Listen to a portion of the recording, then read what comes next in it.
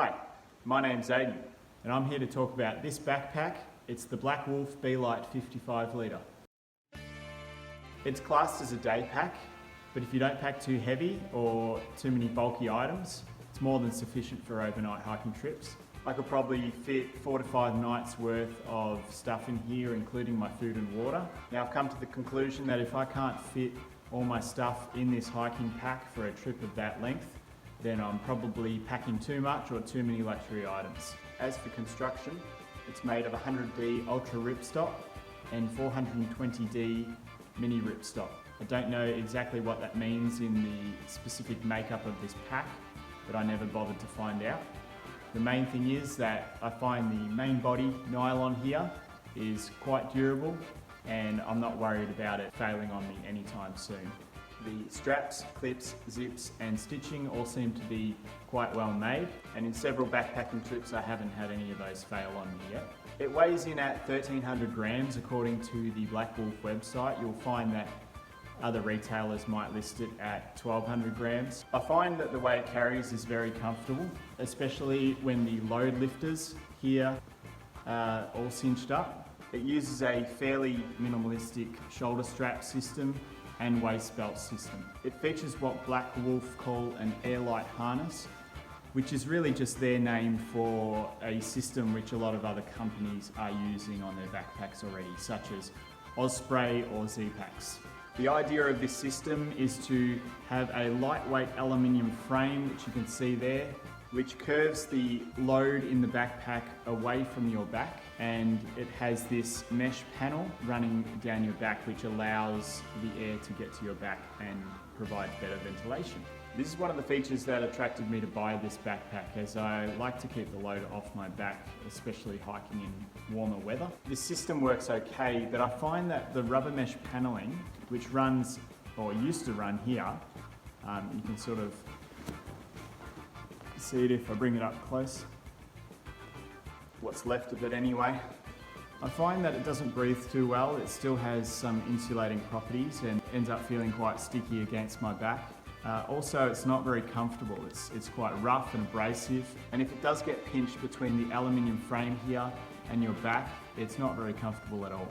So I elected to cut most of the mesh panel out because I couldn't see any structural significance that it had to the backpack.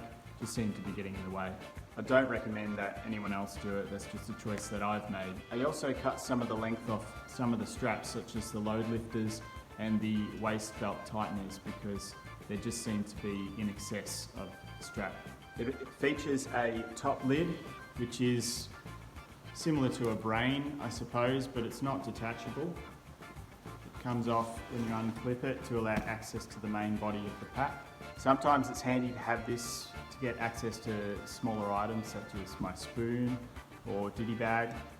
However, I find that more often than not, when I've stopped for a break or I'm at camp and I go to open the lid up to get access to the main pocket, if I haven't remembered to zip this up, everything just seems to fall out.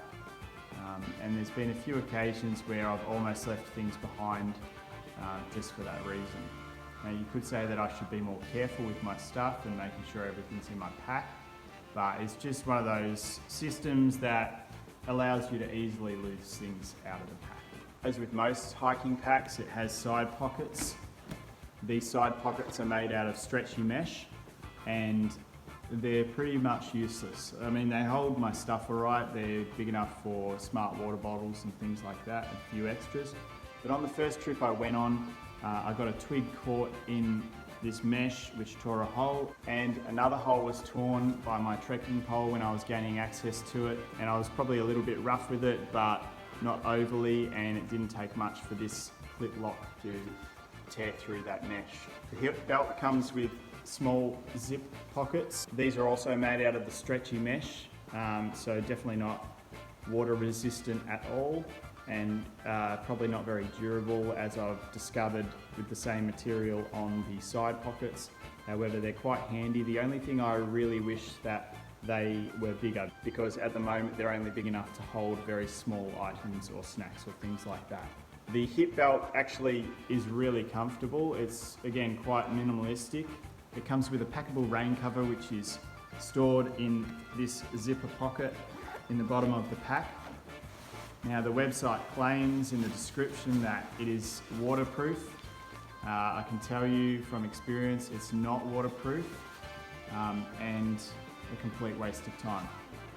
Now we'll talk about this front pocket here. It's made of a combination of the stretchy mesh and the grid stop nylon. Once the main body of the pack is full, it pushes out into the space that this front pocket provides, and it becomes pretty well useless. It's not big enough to carry anything except for maybe a packable rain jacket, or in this case, my sit pad. There are a couple of other side pockets which you can access here. At the moment, in one of them I've got packable rain pants. In the other one, I don't really keep anything. I couldn't think of what I might keep in there because it's actually quite fiddly to get into these pockets, especially when the pack is filled to capacity.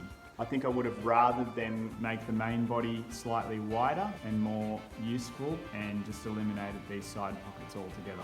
Now you might be thinking that a lot of what I've said about this pack sounds quite negative, and despite its issues, this thing cost me, I think it was $130 Australian. And unless I'm looking into products made by cottage companies or brands like perhaps Osprey, where their products are quite pricey, $130 Australian isn't going to get you very much, which is why I find this pack is great value. As I said earlier, at 1300 grams, it's quite lightweight, it's extremely comfortable, it's quite compact. When I have it on, I can look around, up and down, and I never feel like it's impinging into the back of my head or neck area, which some of the cheaper packs can tend to do. I think all in all, it's well worth the price tag, especially if you're looking to transition into a more lightweight or even ultralight setup.